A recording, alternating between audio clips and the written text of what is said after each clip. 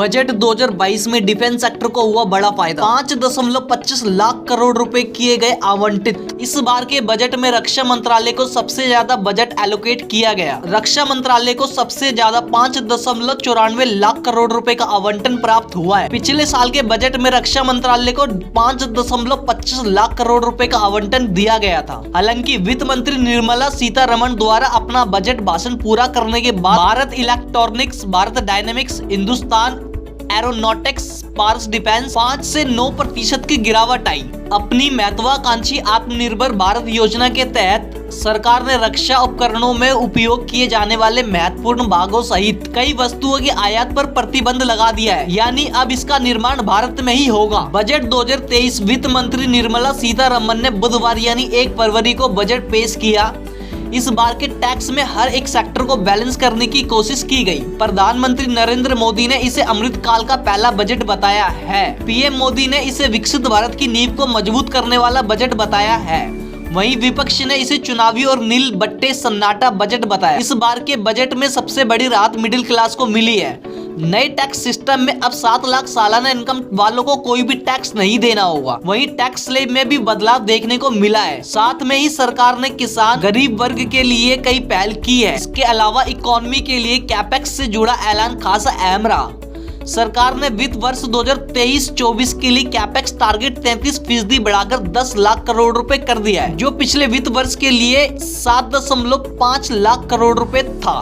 वित्त मंत्री निर्मला सीतारमण ने बजट को संतुलित रखने का बेहतरीन प्रयास किया है। इनकम टैक्स स्लैब में बदलाव के साथ टैक्स में छूट को भी बढ़ाया है। वैसे उम्मीद की जा रही थी कि 5 लाख रुपए तक की टैक्सेबल इनकम को सरकार टैक्स फ्री कर सकती है, लेकिन वित्त मंत्री ने यह सीमा 2.5 लाख रुपए से बढ़ाकर 3 लाख रुपए कर दी है। हालांकि नए टैक्स रिजीम में सरकार ने जरूर अच्छी छूट दी है। इसके तहत टैक्स रिबेट को बढ़ाकर 7 लाख रुपए कर दिया गया है, यानी 7 लाख रुपए तक इनकम पर आपको कोई भी टैक्स नहीं देना पड़ेगा। इसके अलावा बेसिक एग्जम्पशन लिमिट 3 लाख रुपए कर दी है। अब 6 की जगह 5 स्लैब होंगे। न्यू टैक्स रिजीम में 15.5 लाख इनकम तक पर 52,500 का standard deduction. New tax regime में सरचार्ज घटकर 25% हुआ। इसके साथ ही new tax regime default tax regime बन जाएगी। इस बदलाव के साथ ही पर्सनल इनकम टैक्स के नए टैक्स रेट कुछ इस तरह होंगे। 0 से 3 लाख रुपए तक पर आपको कोई भी टैक्स नहीं देना होगा। 3 से 6 लाख रुपए तक पर आपको 5% का टैक्स पे करना पड़ेगा। 6 से 9 लाख रुपए पे आपको 10% टैक्स देना होगा। 9 से 12 लाख रुपए पे आपको 15% का टैक्स देना होगा। 12 लाख से 15 लाख रुपए तक 20% का टैक्स पे करना होगा और 15 लाख रुपए से ऊपर पर आपको 30% टैक्स पे करना होगा। अभी तक के ऐलानों में उन्होंने मुख्य रूप से मुफ्त खाद्यान्न योजना को 1 साल के लिए बढ़ाने का ऐलान किया। साथ ही सरकार ने किसान गरीब वर्ग के लिए कई पहल की है। इसके अलावा इकोनॉमी के लिए कैपेक्स से जुड़ा ऐलान खासा अहम रहा। सरकार ने वित्त वर्ष 2023-24 के लिए कैपेक्स टारगेट 33% बढ़ाकर 10 लाख करोड़ रुपए कर दिया है, जो पिछले वित्त वर्ष के लिए 7.5 लाख करोड़ रुपए था। मिडिल क्लास के लिए क्या होगा? टैक्स पेयर्स का कोई सौगात मिलेगी या नहीं? गरीब किसान और महिलाओं के लिए वित्त मंत्री निर्मला सीतारमण के पिटारे से क्या निकलेगा? 2024 के आम चुनाव से पहले सरकार का जोर लोक लुभावन स्कीम पर रहेगा या वह इंडस्ट्री को सहारा देगी? क्या इंडस्ट्री को कोई राहत मिलेगी? बजट पेश करने से पहले वित्त मंत्री निर्मला सीतारमण ने बुधवार सुबह पहले राष्ट्रपति भवन पहुंचकर राष्ट्रपति द्रौपदी मुर्मू से मुलाकात की और आम बजट पेश करने की मंजूरी ली। इस दौरान उनके साथ केंद्रीय वित्त राज्य मंत्री डॉक्टर भागवत किशन राव कराड़, केंद्रीय वित्त राज्य मंत्री पंकज चौधरी और वित्त मंत्रालय के वरिष्ठ अधिकारी भी मौजूद रहे। इस बार आम बजट से देश के सभी वर्गों के लोगों को काफी उम्मीदें हैं। कहा जा रहा है कि इस बार सरकार 35 चीजों की कस्टम ड्यूटी में इजाफा कर सकती है। ऐसे में आने वाले समय कई चीजें महंगी हो जाएंगी। सरकार इंपोर्ट घटाकर देश में इनके उत्पादन पर फोकस बढ़ाना चाहती है। वहीं लोकसभा चुनाव से पहले सरकार के लिए भी ये बजट बेहद अहम है। उम्मीद जताई जा रही है कि सरकार इस बार के बजट में सबको खुश करने की कोशिश में जुटी हुई है। चुनावी साल होने के चलते लोगों की उम्मीदें भी काफी ज्यादा बढ़ी हुई है। देश की सबसे बड़ी जनसंख्या मिडिल क्लास को इस बजट से क्या आस टिकी हुई, जबकि कुछ जानकारों का मानना है कि आम चुनावों को ध्यान में रखते हुए सरकार ग्रामीण इलाकों के लिए कुछ अच्छे फैसले ले सकती है। G20 अध्यक्ष होने के नाते भारत के बजट से ज्यादा उम्मीदें। सिर्फ देश ही नहीं बल्कि अंतर्राष्ट्रीय स्तर पर भी भारत के आम बजट पर सभी की निगाहें टिकी हुई। ऐसा इसलिए क्योंकि US India strategic and partnership forum ने मंगलवार को कहा कि भारत के इस साल के सालाना बजट को उसके आर्थिक नजरिए के अनुरूप विकासोन्मुखी होना चाहिए।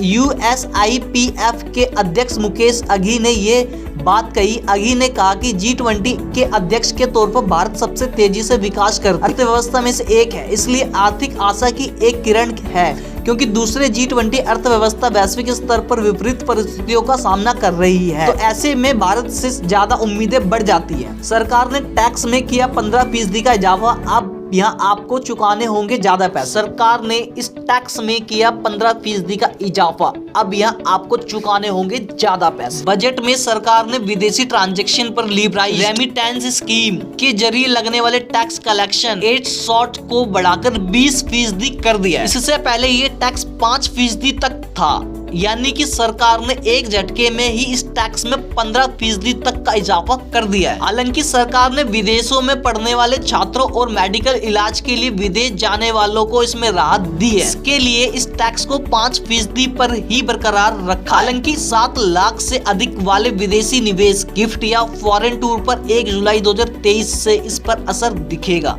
इस बदलाव के बाद भारतीय नागरिकों को एक फाइनेंशियल ईयर में निवेश करने, विदेशों में पढ़ाई या मेडिकल इलाज के लिए $2.5 लाख तक का विदेश भेजने की अनुमति होगी। इस बार के बजट में निर्मला सीतारमण ने एविएशन सेक्टर को क्या क्या दिया। वित्त मंत्री निर्मला सीतारमण ने बुधवार को बजट में बुनियादी ढांचे के विकास के लिए पूंजीगत व्यय को 33% तक बढ़ाकर 10 लाख करोड़ रुपए करने का ऐलान किया था, जो कि जीडीपी का 3.3% होगा। बजट पेश करते हुए वित्त मंत्री ने कहा, यह नया बना हुआ वित्त सचिवालय ज्यादा प्राइवेट इन्वेस्ट आकर्षित करने में मदद करेगा। क्षेत्रीय हवाई संपर्क को और बेहतर बनाने के उद्देश्य से उन्होंने कहा कि सरकार 50 अतिरिक्त हवाई अड्डों, हेलीपैड, वाटर एरोड्रोम, उन्नत लैंडिंग ग्राउंड को पुनर्जीवित करेगी। बजट में केंद्रीय नागरिक उड्डयन मंत्रालय को 3113.36 करोड़ रुपए आवंटित करेगी। इस बार के बजट में वरिष्ठ नागरिकों को क्या क्या मिला। इस बार के बजट में वित्त मंत्री निर्मला सीतारमण ने बुजुर्गों का भी खास ध्यान रखा है। बजट में बुजुर्गों की सीनियर सिटीजन सेविंग स्कीम में इन्वेस्टमेंट की सीमा को बढ़ाया है। इसके अलावा पोस्ट ऑफिस की इनकम स्कीम को भी आकर्षक बनाया गया है। वित्त मंत्री निर्मला सीतारमण ने वरिष्ठ नागरिक बचत योजना के तहत अधिकतम सीमा को 15 लाख रुपए से बढ़ाकर 30 लाख रुपए कर दिया है। ये योजना प्रति वर्ष 8% के सुनिश्चित ब्याज की पेशकश करती है। ब्याज का भुगतान क्वार्टरली किया जाता है। इसके अलावा डाकघर की मासिक आय योजना के तहत निवेश की सीमा 4.5 लाख रुपए से बढ़ाकर 9 लाख रुपए कर दी गई है। POMIS में संयुक्त खातों के मामलों में निवेश की सीमा 9 लाख रुपए से बढ़ाकर 15 लाख रुपए कर दी गई है। योजना 7.1% वर्ष की दर से मासिक ब्याज का भुगतान करती है। कांग्रेस ने बजट पर क्या कहा। कांग्रेस के संसद व केंद्रीय मंत्री पी चिदम्बरम ने कांग्रेस पार्टी की तरफ से बजट पर कहा कि वित्त मंत्री ने अपने भाषण में कहीं भी बेरोजगारी, गरीबी, असमानता या समानता जैसे शब्दों का जिक्र नहीं किया। बजट से पता चलता है कि सरकार लोगों की आजीविका, उनकी चिंताओं और अमीर और गरीब के बीच बढ़ती असमानता के बारे में परवाह नहीं करती। पी चिदम्बरम ने कहा कि इस बजट में किसे फायदा हुआ। निश्चित रूप से गरीब को नहीं, नौकरी की तलाश कर रहे युवा को नहीं, नौकरी से निकाले जाने वाले युवा को नहीं, करदाता को नहीं और गृहिणी को भी नहीं। स्किल इंडिया इंटरनेशनल सेंटर बनाए जाएंगे। केंद्रीय मंत्री अनुराग ठाकुर ने बजट को लेकर कहा कि यह बजट गांव, गरीब, महिला, मजदूर, मध्यम वर्ग, नौजवान और किसान सभी के लिए है। 30 स्किल इंडिया इंटरनेशनल सेंटर बनाए जाएंगे। इस बजट से देश के सभी क्षेत्रों व हर राज्य के लोगों को फायदा होगा। ये एक ऐसा बजट है जो भारत को आगे ले जाएगा। खेल बजट में 11% की वृद्धि हुई है, जो अब कुल 3,397 करोड़ रुपए हो गए। खेलो इंडिया गेम्स पर करीब 1,000 करोड़ रुपए खर्च किए जाएंगे। पुरानी गाड़ियों के मामले में राज्यों की मदद का ऐलान। भारी प्रदूषण कर रही पुरानी गाड़ियों को कबाड़ में भेजने के लिए 2 साल पहले बजट में स्क्रैपिंग पॉलिसी का ऐलान किया था। इसे लेकर आज वित्त मंत्री ने फिर बड़ा ऐलान किया है। उन्होंने कहा है कि बजट एलोकेशन तो पर्याप्त हो चुका है, लेकिन अगर राज्य को कोई दिक्कत हो रही है तो केंद्र सरकार इसमें सपोर्ट करने के लिए तैयार तैयार है। 2 साल पहले 2021 में बजट में इससे जुड़ी व्हीकल स्क्रैपिंग पॉलिसी का ऐलान हुआ था। यूपी के इस शहर में भी बनेगी वंदे भारत ट्रेन। रेल मंत्री ने कहा है कि उत्तर प्रदेश के रायबरेली में भी वंदे भारत ट्रेन बनेगी। हम बुलेट ट्रेन पर अच्छी प्रगति कर रहे हैं।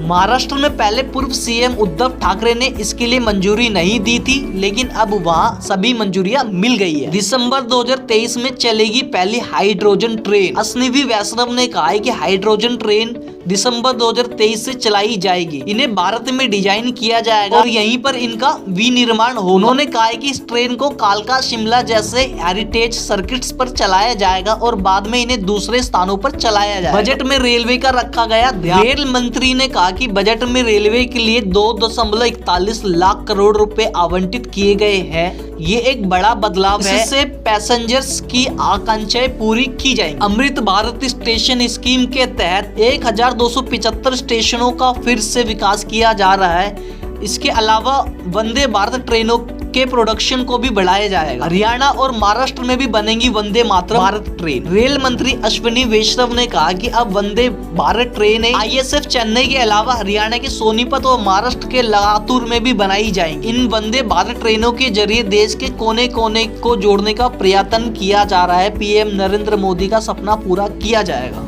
अगर आपने पॉलिसी खरीदी तो होगा आपको नुकसान।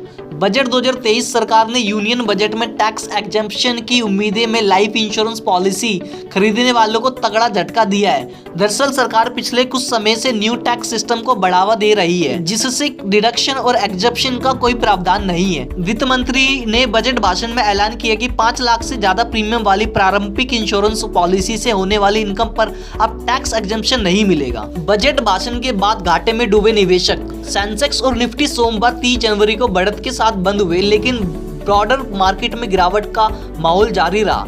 पावर यूटिलिटीज के और ऑयल एंड गैस शेयरों के इंडेक्स 3 से 5% तक टूट गए। मिड कैप और स्मॉल कैप इंडेक्स भी लाल निशान पर बंद हुए। इसके चलते निवेशकों को आज के कारोबार में करीब 10 खरब रुपए का नुकसान सहना पड़ा। गरीब कैदियों के लिए बजट में बड़ा ऐलान। इस बार के बजट में मंत्री निर्मला सीतारमण ने गरीब कैदियों को लेकर भी बड़ा ऐलान किया। देश भर की जेलों में कई ऐसे गरीब कैदी मौजूद हैं जिनके पास अगर जमानत कराने या जुर्माना भरने के पैसे होते तो वे खुली हवा में सांस ले रहे होते। अब इन पर मोदी सरकार का ध्यान गया है। वित्त मंत्री निर्मला सीतारमण ने इसे लेकर आम बजट में अहम ऐलान किया है। वित्त मंत्री ने बताया कि ऐसे गरीब कैदियों को सरकार की तरफ से वित्तीय सहायता मुहैया कराई जाएगी। बीते 1 साल के दौरान सरकार की रेवेन्यू में खासा इजाफा हुआ है। कम हो रही है महंगाई, सरकार ने उठाए जरूरी कदम। वित्त मंत्री निर्मला सीतारमण ने बजट के बाद अपनी प्रेस कॉन्फ्रेंस में कहा कि रिटेल और थोक दोनों महंगाई कम हुई है। सरकार ने कदम उठाए हैं। सरकार महंगाई को काबू में करने में सफल रही है। जब जमीनी स्तर पर काम होता है और तुरंत प्रतिक्रिया दी जाती है तो अच्छे नतीजे हासिल होते हैं। वित्त मंत्री निर्मला सीतारमण ने प्रेस कॉन्फ्रेंस के जरिए कहा कि हम $5 ट्रिलियन की अर्थव्यवस्था बनने की ओर बढ़ रहे हैं। सीतारमण ने कहा कि भारतीय इकोनॉमी 5 लाख करोड़ रुपए डॉलर बनने की ओर बढ़ रही है। उन्होंने कहा कि बजट में मुख्य रूप से कस्टम ड्यूटी को व्यवस्थित करने, मिडिल क्लास के लिए पर्सनल इनकम टैक्स बेनिफिट सुनिश्चित करने पर जोर दिया जा रहा है। उन्होंने कहा कि बजट पूंजी निवेश को एक बड़ा कदम देता है। ये MSME में भी शामिल होता है क्योंकि वे विकास के इंजन हैं। ये पूंजी निवेश को बनाए रखता है और निजी क्षेत्र को भी आगे बढ़ाता है। कैसे पैदा हो रहा है रोजगार, वित्त मंत्री ने समझाया। बजट के बाद अपनी प्रेस कॉन्फ्रेंस में केंद्रीय वित्त मंत्री निर्मला सीतारमण ने कहा कि परियोजनाएं चल रही हैं और पैसे का उपयोग हो रहा है। बजट विवरण से आ रहा है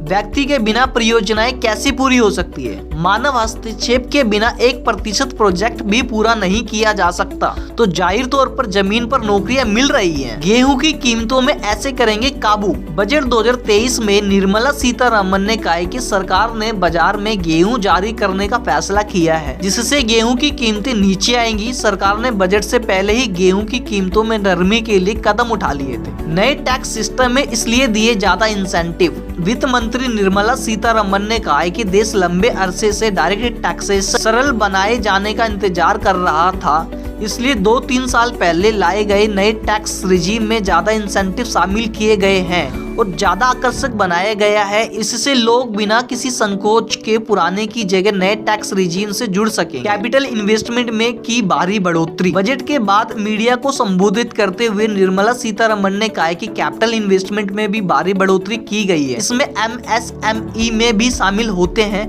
क्योंकि वे ग्रोथ के इंजन हैं। कैपिटल इन्वेस्टमेंट में बढ़ोतरी से प्राइवेट सेक्टर को भी बढ़ावा मिलेगा। साथ में इंडिविजुअल और मिडिल क्लास को टैक्स से राहत दी गई है। बजट में स्वास्थ्य मंत्रालय के लिए अहम घोषणाएं। केंद्रीय स्वास्थ्य मंत्री डॉक्टर मनसुख मांडविया ने बजट के बाद कहा कि स्वास्थ्य मंत्रालय के लिए इस बजट में महत्वपूर्ण घोषणा हुई है। स्वास्थ्य क्षेत्र में अनुसंधान करने वालों के लिए सरकारी लैब खोली जाएगी। देश जब आजादी की शताब्दी मना रहा हो तब सिकल सेल एनीमिया से मुक्त हो। केंद्रीय मंत्री ने आगे कहा, हमारे जनजातीय जनसंख्या में सिकल सेल एनीमिया एक बहुत बड़ी बीमारी है। इस बजट में घोषणा की गई है कि सिकल सेल एनीमिया को खत्म करने के लिए मिशन मोड में काम किया जाएगा और 2047 तक इसे खत्म किया जाएगा। वित्त मंत्री ने इन 4 पॉइंट्स पर दिया जोर। बजट 2023 वित्त मंत्री ने प्रेस कॉन्फ्रेंस के दौरान बजट के 4 अहम पॉइंट्स गिनवाए। इनमें महिलाओं का सशक्तिकरण, टूरिज्म के लिए एक्शन प्लान, विश्वकर्मा यानी कारीगरों के लिए पहल और ग्रीन ग्रोथ शामिल है। बजट का जोर मुख्य रूप से इन 4 बिंदुओं पर रहा। कृषि ऋण के लिए 20 लाख रुपए उपलब्ध कराए जा रहे हैं। साथ ही पीएम मत्स्य संपदा योजना के तहत एक उपयोजना सुनिश्चित करती है कि तटीय क्षेत्रों में रहने वाले लोग इससे लाभान्वित होने जा रहे हैं। एग्री क्रेडिट के लिए दिए 20 लाख करोड़ रुपए। वित्त मंत्री ने कहा कि एग्रीकल्चर क्रेडिट की उपलब्धता में खासी बढ़ोतरी की गई है। इसके लिए 20 लाख करोड़ रुपए उपलब्ध कराए जा रहे हैं। पीएम मत्स्य संपदा योजना के एक सब स्कीम के जरिए सुनिश्चित किया गया है कि समुद्र तटीय क्षेत्रों में रहने वाले लोगों को इससे ज्यादा फायदा मिलेगा। बेहतर फिनटेक सेक्टर बना रही है सरकार।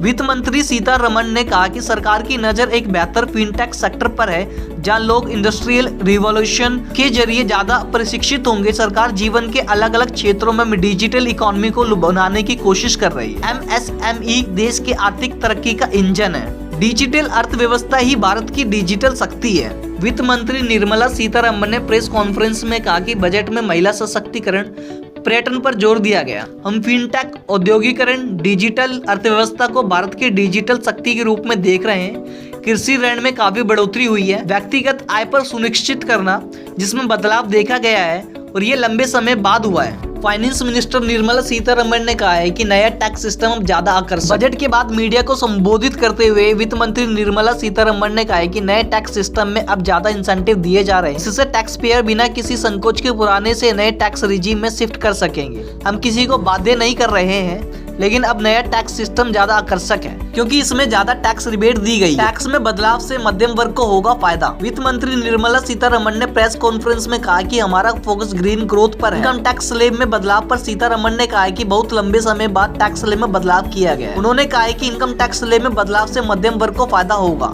उन्होंने कहा कि हमने MSME को राहत दी है। MSME की विकास की इंजन है। अमृतकाल में सप्तऋषि की तरह हमारी भी 7 प्राथमिकताएं। संसद में बजट पेश करने के बाद वित्त मंत्री निर्मला सीतारमण की प्रेस कॉन्फ्रेंस मीडिया को संबोधित करते हुए वित्त मंत्री ने कहा कि बजट में पर्यटन पर जोर दिया गया। बजट में युवाओं की ट्रेनिंग पर भी जोर दिया गया। तो दोस्तों 2023 का बजट का फुल एनालाइज प्रॉपर एक चीजें मैंने आपको बजट से रिलेटेड मैंने आपको इंटीमेट किया हुआ है। तो ये बजट की इन्फॉर्मेशन आप कैसी लगी प्लीज आप हमें कमेंट करके जरूर बताइए। जब तक के लिए नमस्कार। ट्रू टॉक के साथ धन्यवाद।